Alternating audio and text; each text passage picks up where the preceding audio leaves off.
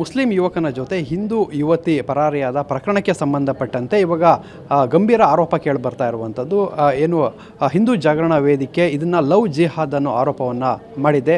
So ನಮ್ಮ ಜೊತೆ ಲಿಖಿತ್ ರಾಜ್ ಮೂಡುಶೆಡ್ಡೆ ಅವರು ನಮ್ಮ ಜೊತೆ ಇದ್ದಾರೆ, ಅವ್ರನ್ನ ಮಾತಾಡ್ಸೋಣ. ಇವಾಗ ಲವ್ ಜಿಹಾದ್ ಆರೋಪವನ್ನು ಮಾಡ್ತಾ ಇದ್ದಾರೆ ಈ ಒಂದು ಪ್ರಕರಣದಲ್ಲಿ. ಸೊ ಯಾವ ಬೇಸ್ ಮೇಲೆ ಮಾಡ್ತಾ ಇದ್ದಾರೆ ಸರ್? ನೋಡಿ, ಒಟ್ಟಾರೆ ದೇಶದಾದ್ಯಂತ ಯಾವೆಲ್ಲ ಮುಸ್ಲಿಂ ಯುವಕರು ಹಿಂದೂ ಯುವತಿಯರನ್ನು ಈ ಲವ್ ಅನ್ನೋ ಒಂದು ಮೋಸದ ಜಾಲಕ್ಕೆ ಬೀಳಿಸಿದ್ದಾರೆ, ಎಂಡಾಗಿರುವಂಥದ್ದು ಎಲ್ಲ ಕೊಲೆ ಅಥವಾ ಯಾವುದೇ ರೀತಿಯ ಒಂದು ಉಗ್ರ ಸಂಘಟನೆಗೆ ಸೇರಿಸುವಂಥ ರೀತಿಯಲ್ಲಿ ಅಥವಾ ದೇಶಕ್ಕೆ ಮಾರಕ ಆಗುವಂಥ ರೀತಿಯಲ್ಲಿಯೇ ಬಳಸಿದ್ದಾರೆ ಹೊರತು ಯಾವುದೇ ರೀತಿಯ ಸುಖ ಜೀವನವನ್ನು ಯಾರು ಕೂಡ ಕೊಡಲಿಲ್ಲ.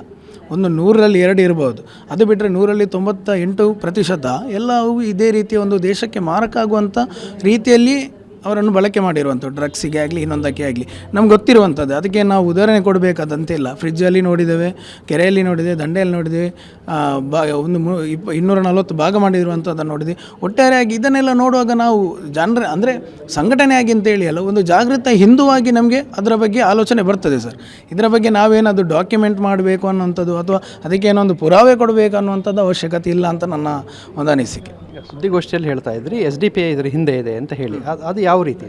ನೋಡಿ ಸರ್, ಈಗ ಕೇರಳದ ವಯನಾಡಿನ ಪೊಲೀಸ್ ಠಾಣೆಯಲ್ಲಿ ಹೆತ್ತವರಿಗೆ ಸೆಕ್ಯೂರಿಟಿ ಮೂಲಕ ಮಗಳ ಜೊತೆ ಮಾತಾಡುವಂಥ ಒಂದು ಪರಿಸ್ಥಿತಿ ಬಂದಿದೆ. ಆದರೆ ಅಲ್ಲಿ ಬಂದಿರುವಂಥ ಮುಖಂಡರಲ್ಲಿ SDPI ಮುಖಂಡರು ಅಂತೇಳಿ ನಮಗೆ ಆ ತಂದೆ ತಾಯಿ ನಮಗೆ ಸ್ಪಷ್ಟಪಡಿಸಿದ್ದಾರೆ.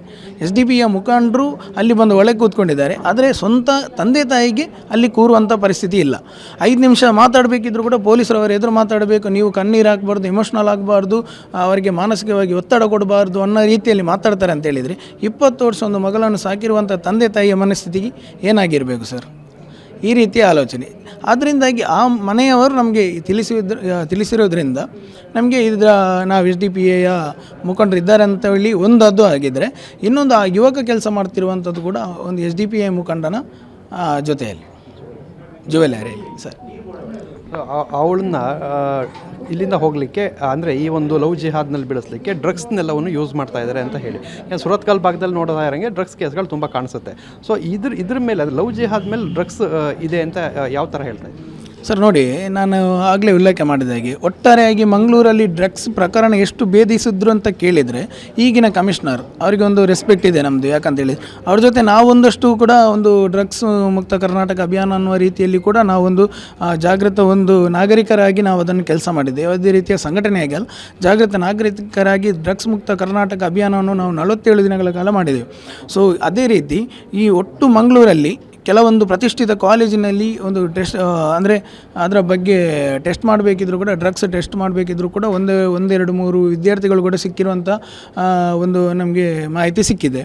ಇದರಿಂದಾಗಿ ಒಟ್ಟು ನಾನು ಸುರತ್ಕಲ್ ಭಾಗ ಅಂತೇಳಿ ಕೇವಲ ಆ ಭಾಗವನ್ನು ಮಾತ್ರ ಇವತ್ತು ಸುರತ್ಕಲ್ ಆಗಿದೆ ಹಾಗಾಗಿ ಸುರತ್ಕಲ್ಲನ್ನು ಪಾಯಿಂಟ್ ಔಟ್ ಮಾಡೋದು ಅಂತೇಳಿ ಅಲ್ಲ, ಒಟ್ಟು ಮಂಗಳೂರಿನ ಒಂದಷ್ಟು ಭಾಗದಲ್ಲಿ ಡ್ರಗ್ಸ್ ವ್ಯಾಪಕವಾಗಿ ಹರಡ್ತಾ ಇದೆ. ಅದು ಕೂಡ ಬರುವಂಥದ್ದು ಕೇರಳದಿಂದ. ಆ ಕೇರಳದಿಂದ ಬಂದು ಇಲ್ಲಿ ಡ್ರಗ್ಸನ್ನು ಆಲ್ಮೋಸ್ಟ್ ಈಗ ಮೊನ್ನೆ ನಾವು ನೋಡಿರ್ಬೋದು, ಉಗಾಂಡದ ನೈಜೀರಿಯಾದ ಮಹಿಳೆಯನ್ನು ನಮ್ಮ ಕಮಿಷನರ್ ಅವರು ಅರೆಸ್ಟ್ ಮಾಡಿದ್ದಾರೆ. ಒಂದಷ್ಟು ಮೌಲ್ಯದ ಡ್ರಗ್ಸನ್ನು ವಶಪಡಿಸಿಕೊಂಡಿದ್ದಾರೆ. ಇದನ್ನೆಲ್ಲ ನೋಡುವಾಗ ಸರ್, ಇದು ಒಟ್ಟಾರೆಯಾಗಿ ಈ ಏನು ಅಂತ ಹೇಳಿದರೆ ಇಷ್ಟು ಕಷ್ಟಪಟ್ಟು ತಂದೆ ತಾಯಿ ನಾವು ಒಂದು ಪ್ರತಿಷ್ಠಿತ ಕಾಲೇಜಿನಲ್ಲಿ ಒಂದಷ್ಟು ವಿದ್ಯಾಭ್ಯಾಸ ಕೊಡಿಸ್ತಾರೆ ಅಂತ ಹೇಳಿದರೆ ಬೇರೆ ವಿಷಯಕ್ಕೆ ಅವರಿಗೆ ಕಡಿಮೆ ಮಾಡಲಿಕ್ಕೆ ಇಲ್ಲ. ಹಾಗಿದ್ದರೆ ಇವರಿಗೆ ಎಲ್ಲಿಂದ ದುಡ್ಡು ಬರಬೇಕು ಅಂತ ಕೇಳಿದರೆ ಆ ರೀತಿಯ ಒಂದು ಏನು ಆ ಡ್ರಗ್ಸಿನ ಒಂದು ಟೀಮ್ ಇದರ ಹಿಂದೆ ವರ್ಕ್ ಮಾಡ್ತಿರ್ಬೋದು ಅನ್ನೋದು ನಮ್ಮದು ಒಂದು.